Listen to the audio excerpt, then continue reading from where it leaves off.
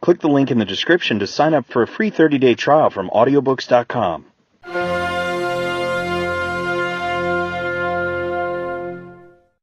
The Adventure of the Abbey Grange by Arthur Conan Doyle, 1859 to 1930. Recording by Peter Tomlinson. It was a bitterly cold and frosty morning, towards the end of the winter of '97, that I was awakened by a tugging at my shoulder. It was Holmes. The candle in his hand shone upon his eager, stooping face, and told me at a glance that something was amiss. "Come, Watson, come!" he cried. "The game is afoot. Not a word. Into your clothes and come." 10 minutes later we were both in a cab and rattling through the silent streets on our way to Charing Cross Station. The first faint winter's dawn was beginning to appear, and we could dimly see the occasional figure of an early workman as he passed us, blurred and indistinct in the opalescent London reek. Holmes nestled in silence into his heavy coat, and I was glad to do the same, for the air was most bitter, and neither of us had broken our fast. It was not until we had consumed some hot tea at the station and taken our places in the Kentish train that we were sufficiently thawed, he to speak and I to listen. Holmes drew a note from his pocket and read aloud: "Abbey Grange, Marsham, Kent, 3:30 a.m. My dear Mr. Holmes, I should be very glad of your immediate assistance in what promises to be a most remarkable case. It is something quite in your line. Except for releasing the lady, I will see that everything is kept exactly as I have found it. But I beg you not to lose an instant, as it is difficult to leave Sir Eustace there. Yours faithfully, Stanley Hopkins." Hopkins has called me in 7 times, and on each occasion his summons has been entirely justified, said Holmes. "I fancy that every one of his cases has found its way into your collection, and I must admit, Watson, that you have some power of selection, which atones for much of which I deplore in your narratives. Your fatal habit of looking at everything from the point of view of a story, instead of a scientific exercise, has ruined what might have been an instructive and even classical series of demonstrations. You slur over work of the utmost finesse and delicacy in order to dwell upon sensational details which may excite but cannot possibly instruct the reader." "Why do you not write them yourself?" I said with some bitterness. "I will, my dear Watson, I will. At present I am, as you know, fairly busy, but I propose to devote my declining years to the composition of a textbook, which shall focus the whole art of detection into one volume. Our present research appears to be a case of murder." "You think this Sir Eustace is dead, then?" "I should say so. Hopkins' writing shows considerable agitation, and he is not an emotional man. Yes, I gather there has been violence, and that the body is left for our inspection. A mere suicide would not have caused him to send for me. As to the release of the lady, it would appear that she has been locked in her room during the tragedy. We are moving in high life, Watson. Crackling paper, E.B. monogram, coat of arms, picturesque address. I think that friend Hopkins will live up to his reputation, and we shall have an interesting morning. The crime was committed before 12 last night." "How can you possibly tell?" "By an inspection of the trains and by reckoning the time. The local police had to be called in. They had to communicate with Scotland Yard. Hopkins had to go out, and he in turn had to send for me. All that makes a fair night's work. Well, here we are at Chislehurst Station, and we shall soon set our doubts at rest." A drive of a couple of miles through narrow country lanes brought us to a park gate, which was opened for us by an old lodge-keeper, whose haggard face bore the reflection of some great disaster. The avenue ran through a noble park, between lines of ancient elms, and ended in a low, widespread house, pillared in front after the fashion of Palladio. The central part was evidently of a great age, and shrouded in ivy, but the large windows showed that modern changes had been carried out, and one wing of the house appeared to be entirely new. The youthful figure and alert, eager face of Inspector Stanley Hopkins confronted us in the open doorway. "I'm very glad you have come, Mr. Holmes, and you too, Dr. Watson. But, indeed, if I had my time over again, I should not have troubled you, for since the lady has come to herself, she has given so clear an account of the affair that there is not much left for us to do. You remember that Lewisham gang of burglars?" "What, the three Randalls?" "Exactly, the father and two sons. It's their work, I have no doubt of it. They did a job at Sydenham a fortnight ago, and was seen and described. Rather cool to do another so soon and so near, but it is they beyond all doubt. It's a hanging matter this time." "Sir Eustace is dead, then?" "Yes, his head was knocked in with his own poker." "Sir Eustace Brackenstall, the driver tells me." "Exactly, one of the richest men in Kent. Lady Brackenstall is in the morning-room. Poor lady, she has had a most dreadful experience. She seemed half dead when I saw her first. I think you had best see her and hear her account of the facts. Then we will examine the dining-room together." Lady Brackenstall was no ordinary person. Seldom have I seen so graceful a figure, so womanly a presence, and so beautiful a face. She was a blonde, golden-haired, blue-eyed, and would no doubt have had the perfect complexion which goes with such colouring, had not her recent experience left her drawn and haggard. Her sufferings were physical as well as mental, for over one eye rose a hideous, plum-coloured swelling, which her maid, a tall, austere woman, was bathing assiduously with vinegar and water.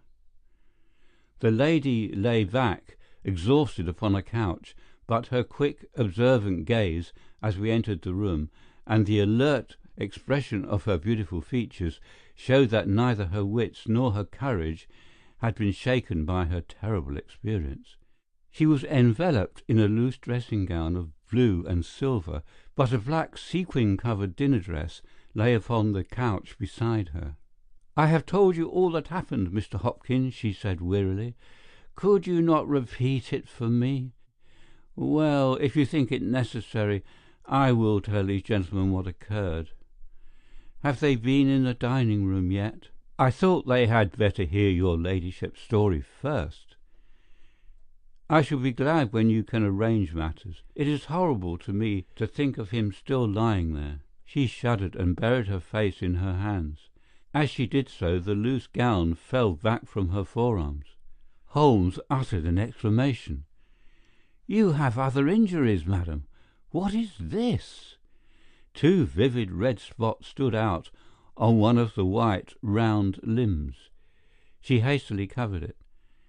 "It is nothing. It has no connection with this hideous business tonight. If you and your friend will sit down, I will tell you all I can. I am the wife of Sir Eustace Brackenstall. I have been married about a year. I suppose that it is no use my attempting to conceal that our marriage has not been a happy one. I fear that all our neighbours would tell you that, even if I were to attempt to deny it. Perhaps the fault may be partly mine. I was brought up in the freer, less conventional atmosphere of South Australia, and this English life, with its proprieties and its primness, is not congenial to me. But the main reason lies in the one fact, which is notorious to everyone, and that is that Sir Eustace was a confirmed drunkard. To be with such a man for an hour is unpleasant. Can you imagine what it means for a sensitive and highly spirited woman to be tied to him for day and night? It is a sacrilege, a crime, a villainy to hold that such a marriage is binding. I say that these monstrous laws of yours will bring a curse upon the land. God will not let such wickedness endure." For an instant she sat up, her cheeks flushed and her eyes blazing from under the terrible mark upon her brow. Then the strong, soothing hand of the austere maid drew her head down onto the cushion, and the wild anger died away into passionate sobbing. At last she continued, "I will tell you about last night. You are aware, perhaps, that in this house all the servants sleep in the modern wing. The central block is made up of the dwelling rooms, with the kitchen behind and our bedroom above. My maid, Teresa, sleeps above my room. There is no one else, and no sound could alarm those who are in the farther wing. This must have been well known to the robbers, or they would not have acted as they did." Sir Eustace retired at about 10:30. The servants had already gone to their quarters. Only my maid was up, and she had remained in her room at the top of the house until I needed her services. I sat until after 11 in this room, absorbed in a book. Then I walked round to see that all was right before I went upstairs. It was my custom to do this myself, for, as I have explained, Sir Eustace was not always to be trusted. I went into the kitchen, the butler's pantry, the gun-room, the billiard room, the drawing-room, and finally the dining-room. As I approached the window, which was covered with thick curtains, I suddenly felt the wind blow upon my face and realized that it was open. I flung the curtain aside and found myself face to face with a broad-shouldered elderly man who had just stepped into the room. The window is a long French one, which really forms a door leading to the lawn. I held my bedroom candle lit in my hand, and, by its light, behind the first man, I saw two others, who were in the act of entering.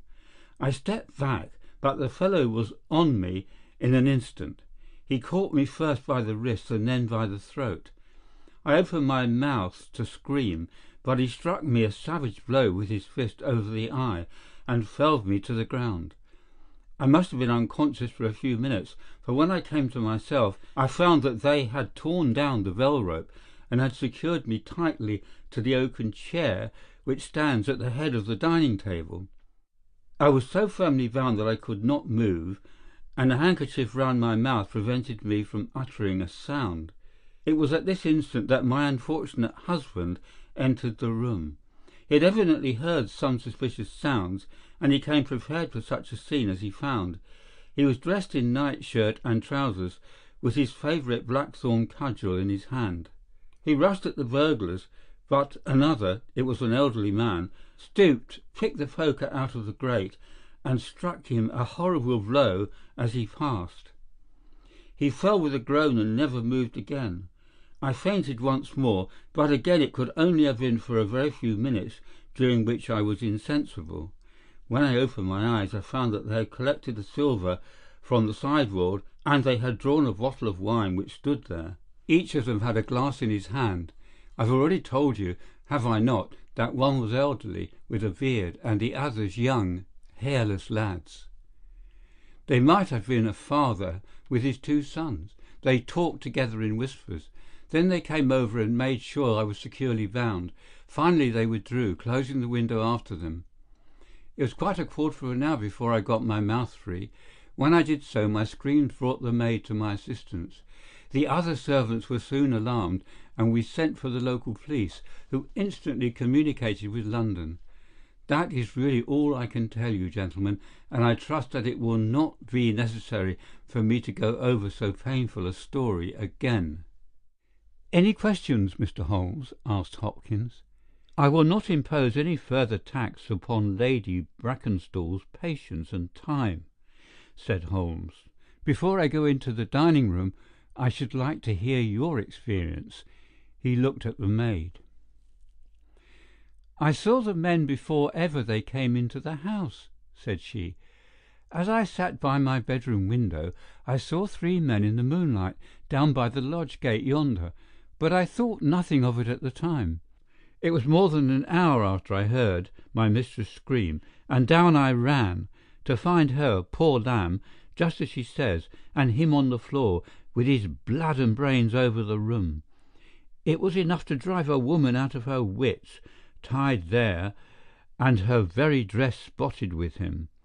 But she never wanted courage, did Miss Mary Fraser of Adelaide, and Lady Brackenstall of Abbey Grange hasn't learnt new ways.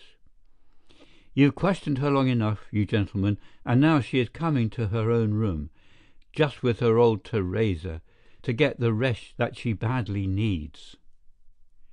With a motherly tenderness, the gaunt woman put her arm round her mistress and led her from the room. "She has been with her all her life," said Hopkins, "nursed her as a baby, and came with her to England when they first left Australia 18 months ago. Teresa Wright is her name, and the kind of maid you don't pick up nowadays. This way, Mr. Holmes, if you please." The keen interest had passed out of Holmes's expressive face, and I knew that with the mystery all the charm of the case had departed. There still remained an arrest to be effected, but what were these commonplace rogues that he should soil his hands with them? An abstruse and learned specialist who finds that he has been called in for a case of measles would experience something of the annoyance which I read in my friend's eyes. Yet the scene in the dining-room of the Abbey Grange was sufficiently strange to arrest his attention and to recall his waning interest. It was a very large and high chamber with carved oak ceiling, oak panelling, and a fine array of deer's heads and ancient weapons around the walls. At the farther end from the door was the high French window of which we had heard. 3 smaller windows on the right-hand side filled the apartment with cold winter sunshine. On the left was a large, deep fireplace with a massive, overhanging oak mantelpiece. Beside the fireplace was a heavy oaken chair with arms and crossbars at the bottom. In and out through the open woodwork was woven a crimson cord, which was secured at each side to the crosspiece below. In releasing the lady, the cord had been slipped off her, but the knots with which it had been secured still remained. These details only struck our attention afterwards, for our thoughts were entirely absorbed by the terrible object which lay upon the tiger-skin hearthrug in front of the fire. It was the body of a tall, well-made man, about 40 years of age. He lay upon his back, his face upturned, and his white teeth grinning through his short black beard. His 2 clenched hands were raised above his head, and a heavy blackthorn stick lay across them. His dark, handsome, aquiline features were convulsed into a spasm of vindictive hatred, which had set his dead face in a terribly fiendish expression. He had evidently been in his bed when the alarm had broken out, for he wore a foppish, embroidered nightshirt, and his bare feet projected from his trousers. His head was horribly injured, and the whole room bore witness to the savage ferocity of the blow which had struck him down. Beside him lay the heavy poker, bent into a curve by the concussion. Holmes examined both it and the indescribable wreck which it had wrought. "He must be a powerful man, this elder Randall," he remarked.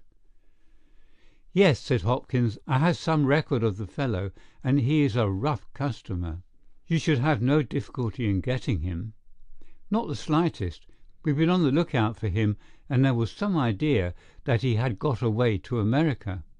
Now that we know that the gang are here, I don't see how they can escape.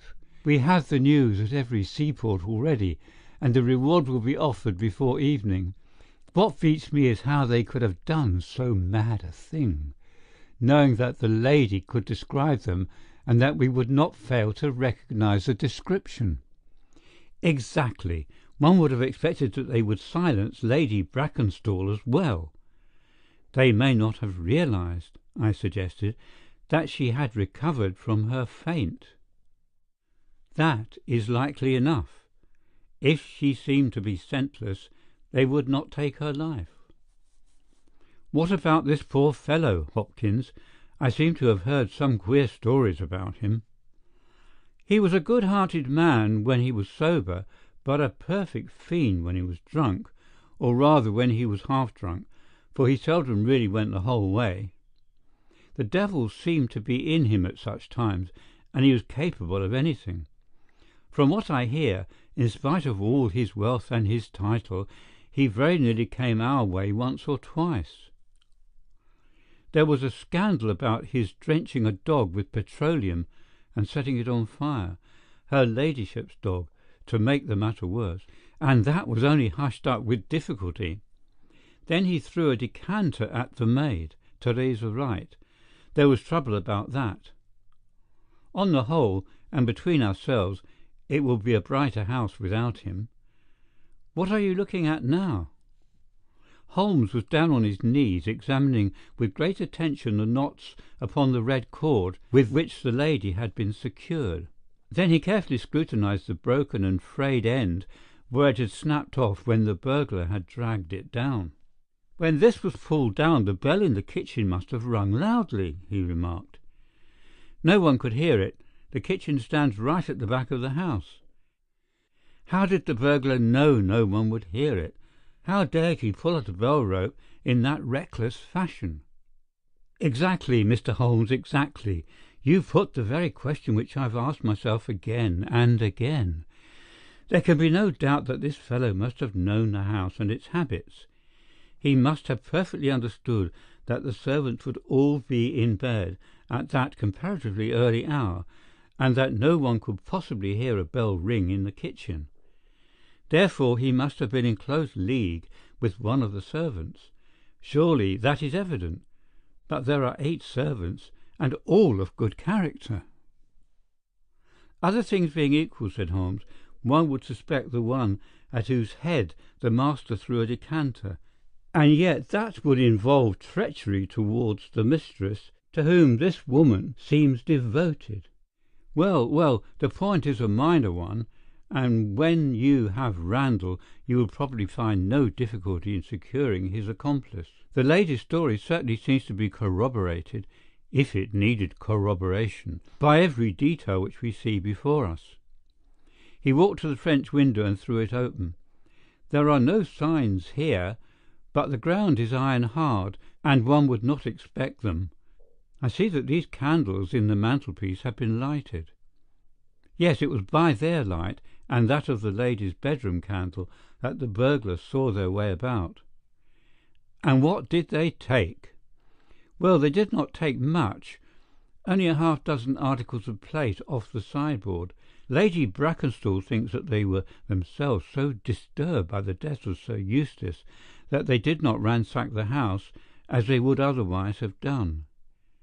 "No doubt that is true, and yet they drank some wine, I understand." "To steady their nerves." "Exactly. These 3 glasses upon the sideboard have been untouched, I suppose?" "Yes, and the bottle stands as they left it." "Let us look at it. Halloa! What is this?" The 3 glasses were grouped together, all of them tinged with wine, and one of them containing some dregs of beeswing. The bottle stood near them, 2/3 full, and beside it lay a long, deeply stained cork. Its appearance and the dust upon the bottle showed that it was no common vintage which the murderers had enjoyed. A change had come over Holmes's manner. He had lost his listless expression, and again I saw an alert light of interest in his keen, deep-set eyes. He raised the cork and examined it minutely. "How did they draw it?" he asked. Hopkins pointed to a half-open drawer. In it lay some table linen and a large corkscrew. "Did Lady Brackenstall say that screw was used?" "No. You remember that she was senseless at the moment when the bottle was opened?" "Quite so. As a matter of fact, That screw was not used. This bottle was opened by a pocket screw, probably contained in a knife, and not more than 1.5 inches long. If you will examine the top of the cork, you will observe that the screw was driven in 3 times before the cork was extracted. It has never been transfixed. This long screw would have transfixed it and drawn it up with a single pull. When you catch this fellow, you will find that he has one of these multiplex knives in his possession." "Excellent," said Hopkins.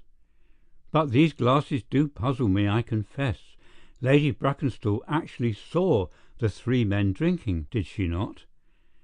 "Yes, she was clear about that." "Then there is an end of it. What more is to be said? And yet you must admit that the 3 glasses are very remarkable, Hopkins." "What? You see nothing remarkable?"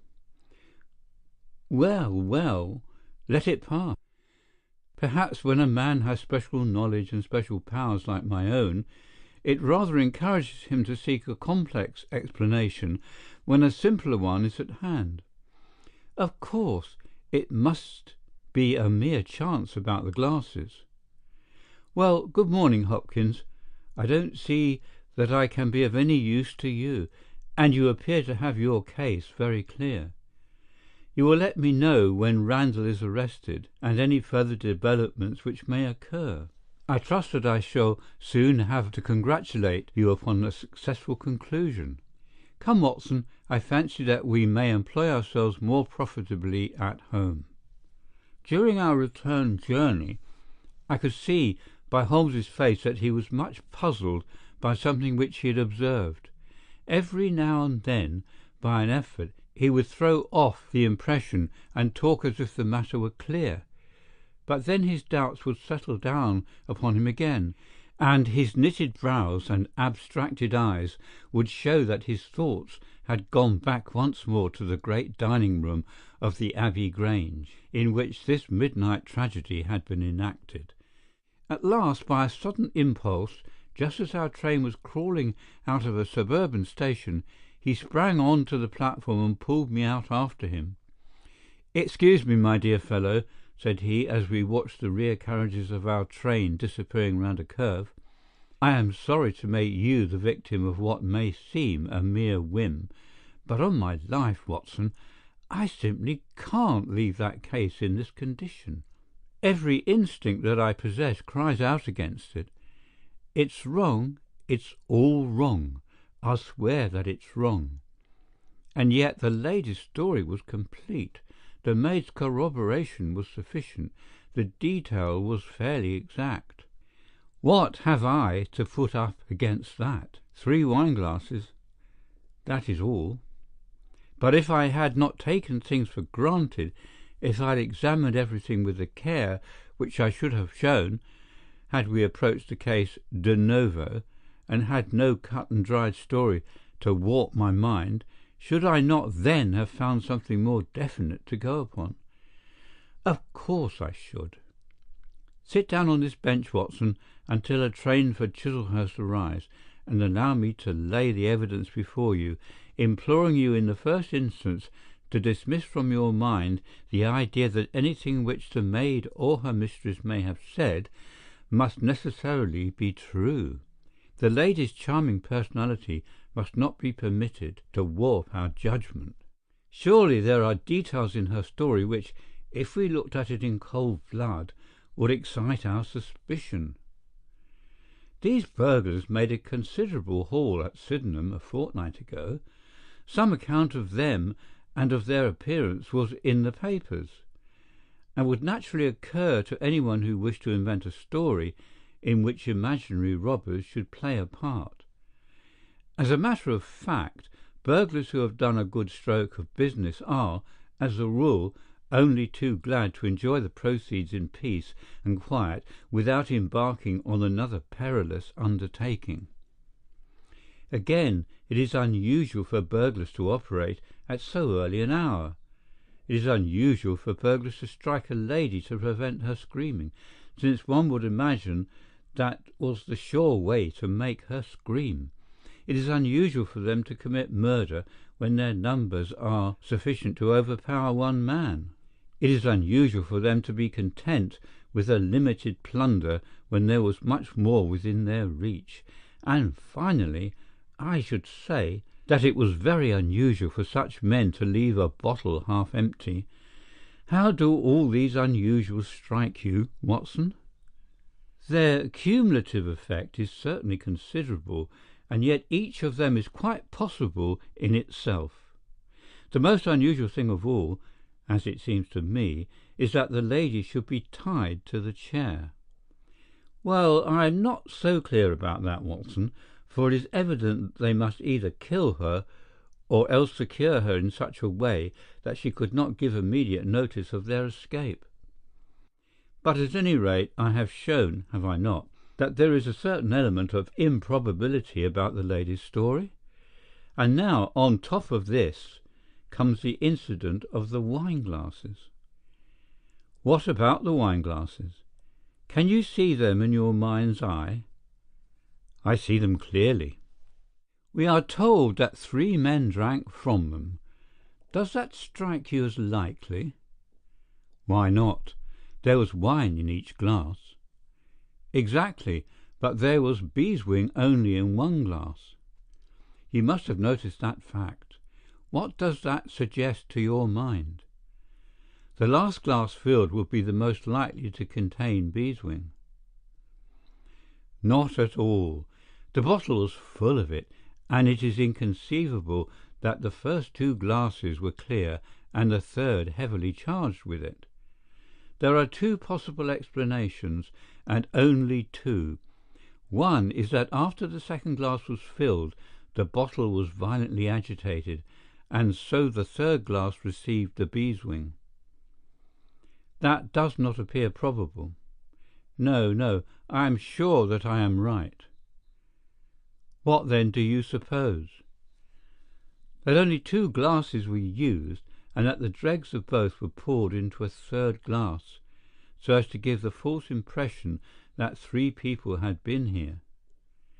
In that way all the beeswing would be in the last glass, would it not? Yes, I am convinced that this is so. But if I have hit upon the true explanation of this one small phenomenon, then in an instant the case rises from the commonplace to the exceedingly remarkable, for it can only mean that Lady Brackenstall and her maid have deliberately lied to us, that not one word of their story is to be believed, that they have some very strong reason for covering the real criminal, and that we must construct our case for ourselves without any help from them. That is the mission which now lies before us, and here, Watson, is the Sydenham train. The household of the Abbey Grange were much surprised at our return, but Sherlock Holmes, finding that Stanley Hopkins had gone off to report to headquarters, took possession of the dining-room, locked the door upon the inside, and devoted himself for 2 hours to one of those minute and laborious investigations which form the solid basis on which his brilliant edifices of deduction were reared. Seated in a corner like an interested student who observes the demonstration of his professor, I followed every step of that remarkable research. The window, the curtains, the carpet, the chair, the rope, each in turn was minutely examined and duly pondered. The body of the unfortunate baronet had been removed, and all else remained as we had seen it in the morning. Finally, to my astonishment, Holmes climbed up onto the massive mantelpiece. Far above his head hung the few inches of red cord which were still attached to the wire. For a long time he gazed upward at it, and then, in an attempt to get nearer to it, he rested his knee upon a wooden bracket on the wall. This brought his hand within a few inches of the broken end of the rope, but it was not this so much as the bracket itself which seemed to engage his attention. Finally he sprang down with an ejaculation of satisfaction. "It's all right, Watson," said he. "We have got our case, one of the most remarkable in our collection. But, dear me, how slow-witted I have been, and how nearly I have committed the blunder of my lifetime. Now I think that, with a few missing links, my chain is almost complete. You have got your men? Man, Watson, man. Only one, but a very formidable person, strong as a lion. Witness the blow that bent that poker. 6'3" in height, active as a squirrel, dexterous with his fingers, finally remarkably quick-witted, for this whole ingenious story is of his concoction. Yes, Watson, we have come upon the handiwork of a very remarkable individual, and yet in that bell-rope he has given us a clue which should not have left us a doubt. Where was the clue? Well, if you were to pull down a bell-rope, Watson, where would you expect it to break? Surely at the spot where it is attached to the wire. Why should it break 3 inches from the top, as this one has done? Because it is frayed there? Exactly. This end, which we can examine, is frayed. He was cunning enough to do that with his knife. But the other end is not frayed. You could not observe that from here, but if you were on the mantelpiece, you would see that it is cut clean off, without any mark of fraying whatever. You can reconstruct what occurred. The man needed the rope. He would not tear it down for fear of giving the alarm by ringing the bell. What did he do? He sprang up on the mantelpiece, could not quite reach it, put his knee on the bracket, you will see the impression in the dust, and so got his knife to bear upon the cord. I could not reach the place by at least 3 inches, from which I infer that he is at least 3 inches a bigger man than I. Look at that mark upon the seat of the oaken chair.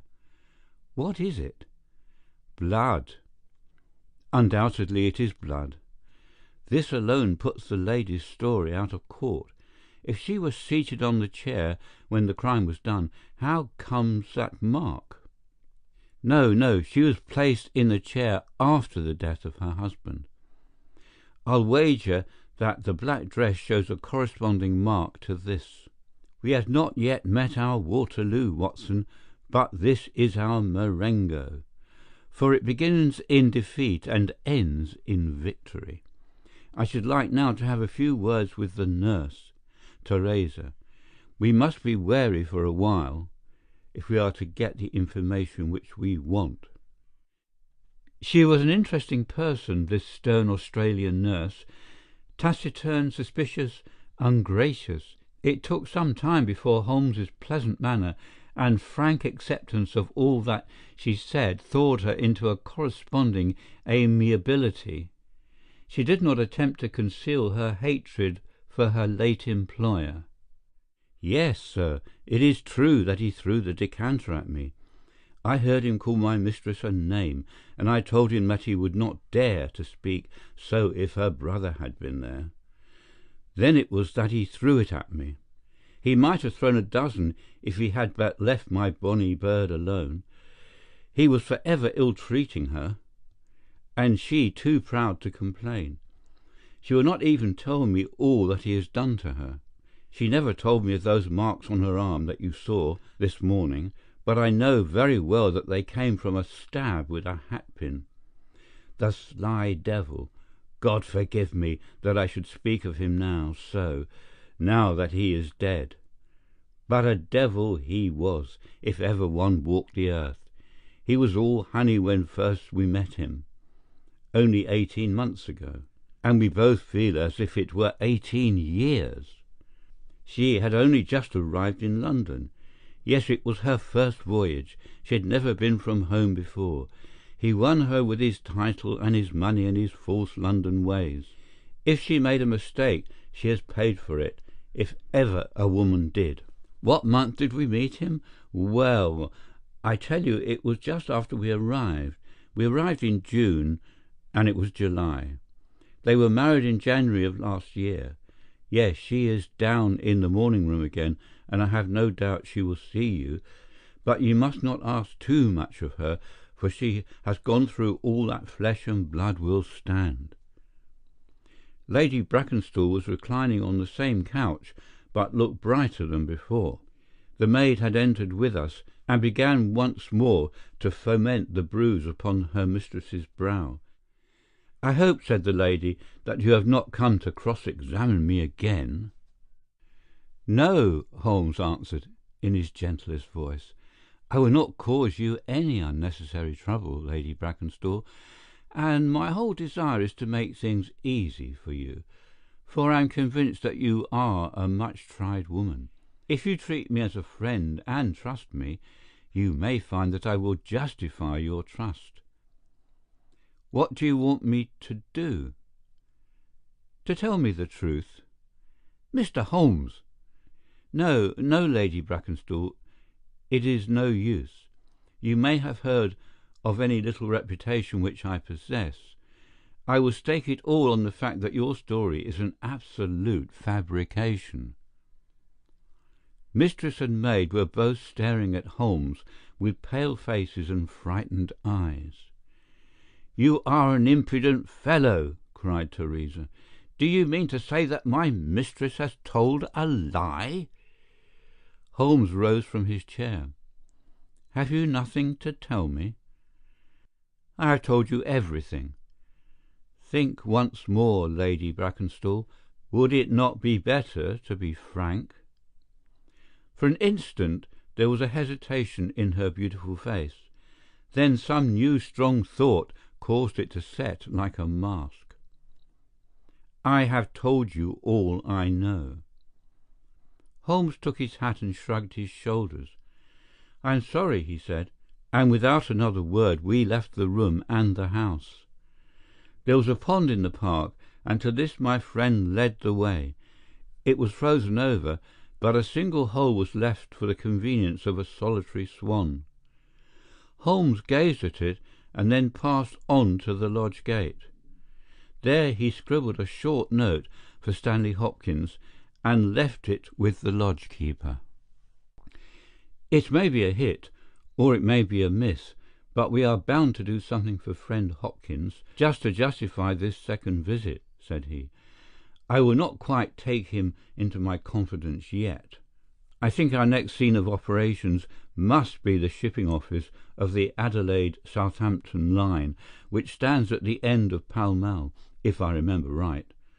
There is a second line of steamers which connect South Australia with England, but we will draw the larger cover first." Holmes's card sent in to the manager ensured instant attention, and he was not long in acquiring all the information he needed. In June of '95, only one of their line had reached the home port. It was the Rock of Gibraltar, their largest and best boat. A reference to the passenger list showed that Miss Fraser of Adelaide, with her maid, had made the voyage in her. The boat was now somewhere south of the Suez Canal, on her way to Australia. Her officers were the same as in '95, with one exception. The first officer, Mr. Jack Crocker, had been made a captain and was to take charge of their new ship, the Bass Rock, sailing in 2 days' time from Southampton. He lived in Sydenham, but he was likely to be in that morning for instructions if we cared to wait for him. No, Mr. Holmes had no desire to see him, but he would be glad to know more about his record and character. His record was magnificent. There was not an officer in the fleet to touch him. As to his character, he was reliable on duty, but a wild, desperate fellow off the deck of his ship, hot-headed, excitable, but loyal, honest, and kind-hearted. That was the pith of the information with which Holmes left the office of the Adelaide-Southampton Company. Thence he drove to Scotland Yard, but instead of entering, he sat in his cab with his brows drawn down, lost in profound thought. Finally, he drove round to the Charing Cross Telegraph Office, sent off a message, and then at last we made for Baker Street once more. "No, I couldn't do it, Watson," said he as we re-entered our room. "Once that warrant was made out, nothing on earth would save him." Once or twice in my career I feel that I have done more real harm by my discovery of the criminal than ever he had done by his crime. I have learned caution now, and I had rather play tricks with the law of England than with my own conscience. Let us know a little more before we act. Before evening we had a visit from Inspector Stanley Hopkins. Things were not going very well with him.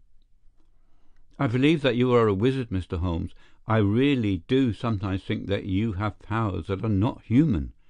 Now, how on earth could you know that the stolen silver was at the bottom of that pond?" "I didn't know it." "But you told me to examine it." "You got it, then?" "Yes, I got it." "I am very glad if I have helped you." "But you haven't helped me. You have made the affair far more difficult. What sort of burglars are they who steal silver and then throw it into the nearest pond?" "It was certainly rather eccentric behaviour. I was merely going on the idea that if the silver had been taken by persons who did not want it, who merely took it for a blind, as it were, then they would naturally be anxious to get rid of it." "But why should such an idea cross your mind?" "Well, I thought it was possible. When they came out through the French window, there was the pond with one tempting little hole in the ice, right in front of their noses. Could there be a better hiding place?" "Ah, a hiding place. That is better," cried Stanley Hopkins. Yes, I see it all now.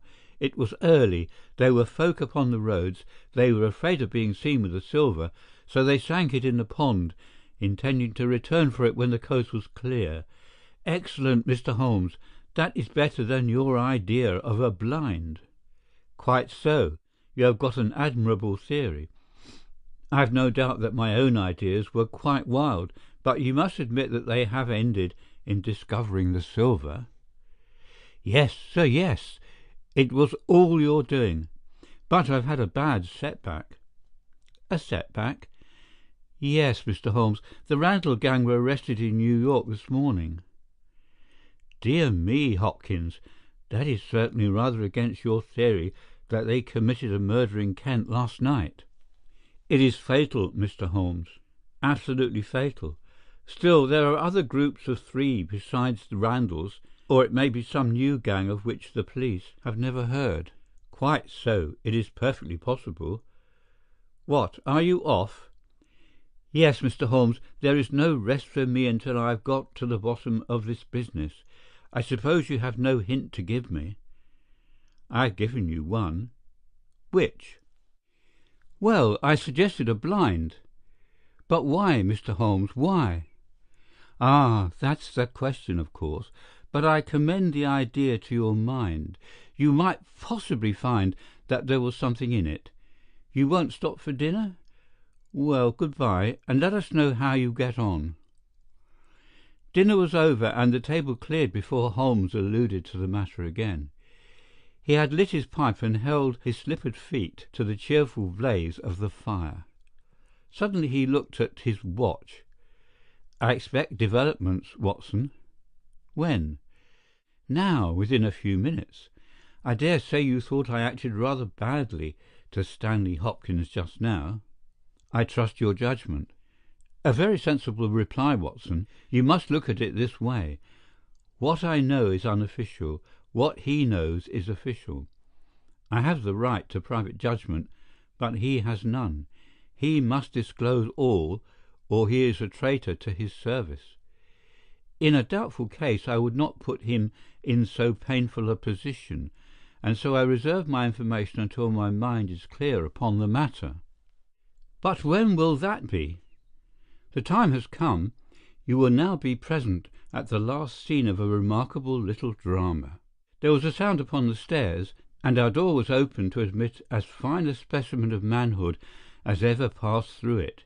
He was a very tall young man, golden moustached, blue-eyed, with a skin which had been burned by tropical suns, and a springy step which showed that the huge frame was as active as it was strong. He closed the door behind him, and then stood with clenched fists and heaving breast, choking down some overmastering emotion. "Sit down, Captain Crocker. You got my telegram?" Our visitor sank into an armchair and looked from one to the other of us with questioning eyes. "I got your telegram, and I came at the hour you said. I heard that you had been down to the office. There was no getting away from you. Let's hear the worst. What are you going to do with me? Arrest me? Speak out, man. You can't sit there and play with me like a cat with a mouse." "Give him a cigar," said Holmes. "Bite on that, Captain Crocker, and don't let your nerves run away with you. I should not sit here smoking with you if I thought that you were a common criminal. You may be sure of that. Be frank with me, and we may do some good. Play tricks with me, and I'll crush you. What do you wish me to do?" "To give me a true account of all that happened at the Abbey Grange last night. A true account, mind you, with nothing added and nothing taken off.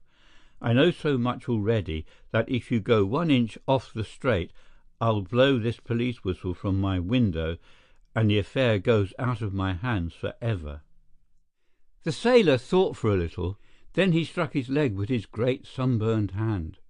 "I'll chance it," he cried. "I believe you're a man of your word, and a white man, and I'll tell you the whole story. But one thing I will say first. So far as I am concerned, I regret nothing and I fear nothing, and I would do it all again and be proud of the job. Damn the beast! If he had as many lives as a cat, he would owe them all to me. But it's the lady, Mary Fraser, for never will I call her by that accursed name. When I think of getting her into trouble, I who would give my life just to bring one smile to her dear face, it's that turns my soul into water. And yet, what less could I do?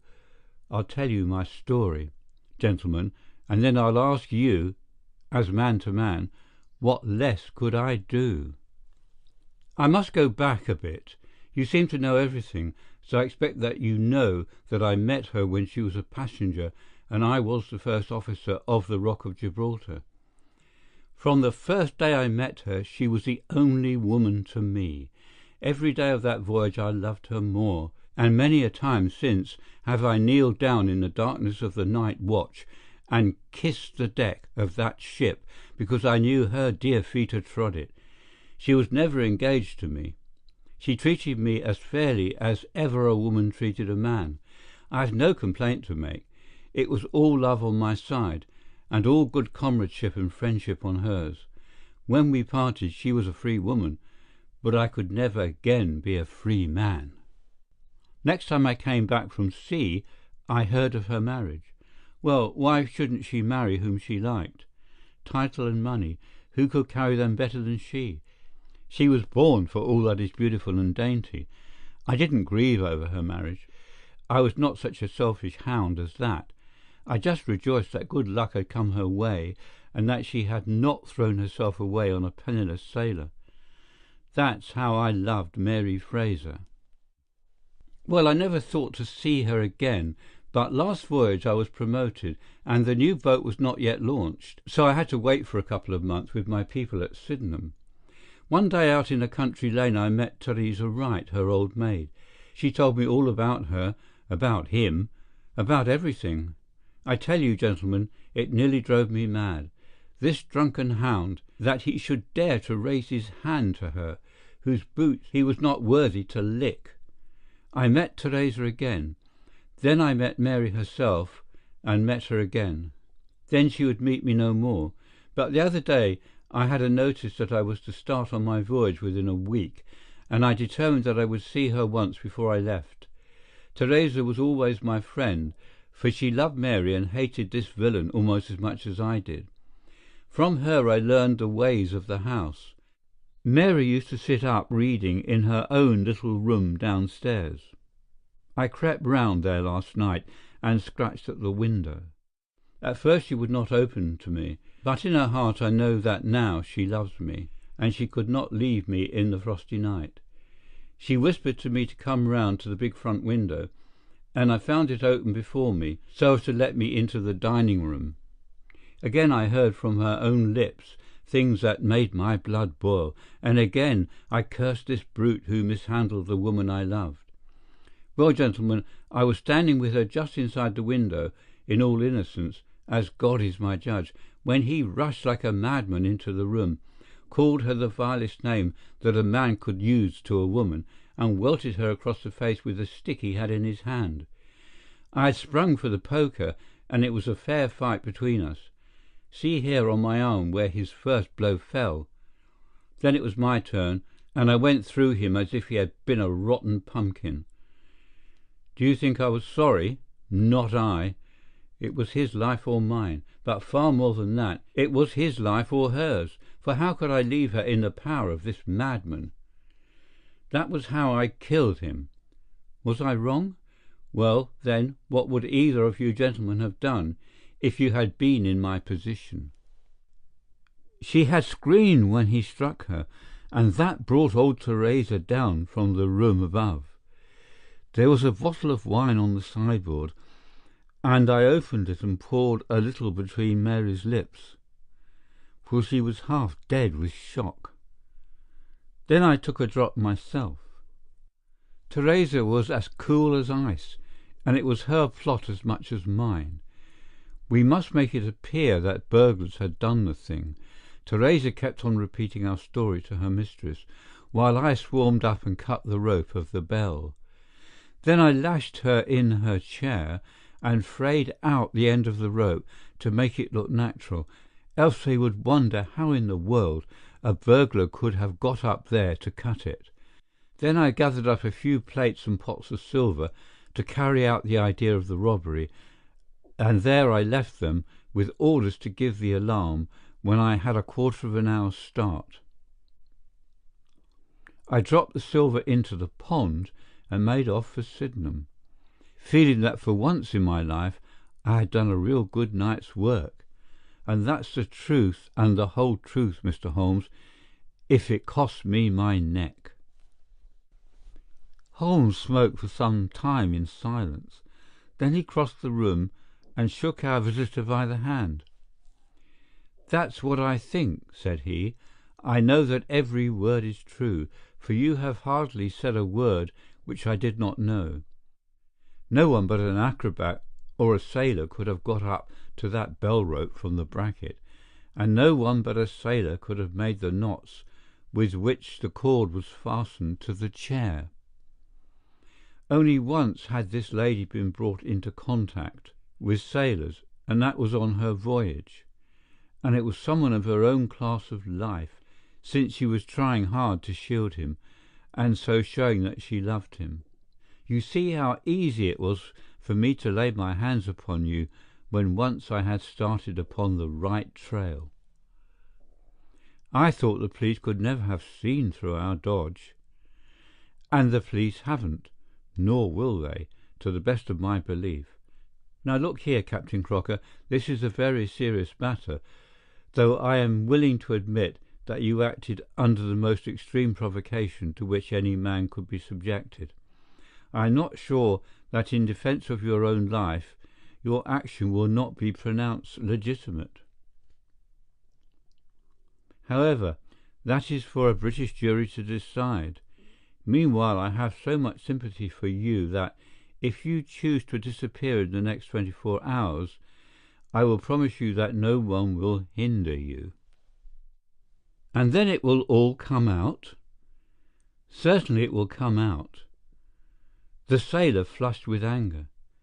"What sort of proposal is that to make a man? I know enough of law to understand that Mary would be held as accomplice. Do you think I would ever leave her alone to face the music while I slunk away?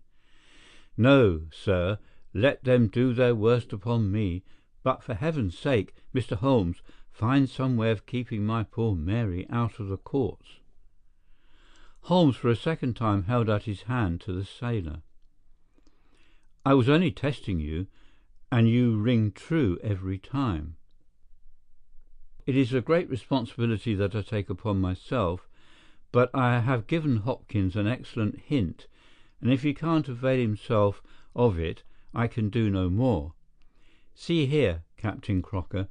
We'll do this in due form of law. You are the prisoner. Watson, you are a British jury, and I never met a man who was more eminently fitted to represent one.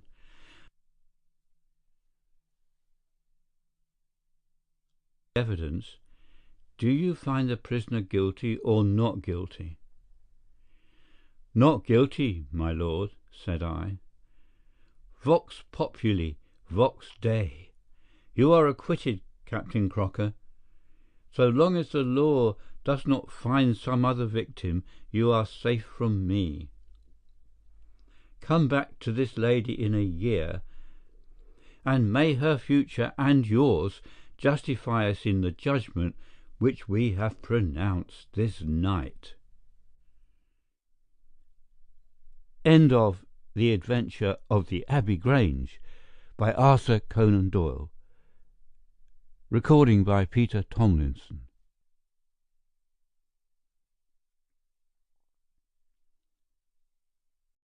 Greatest Audiobooks is excited to partner with Audiobooks.com. Sign up for a free 30-day trial and get your first audiobook free. Cancel anytime, no strings attached. Click below to get your free audiobook today.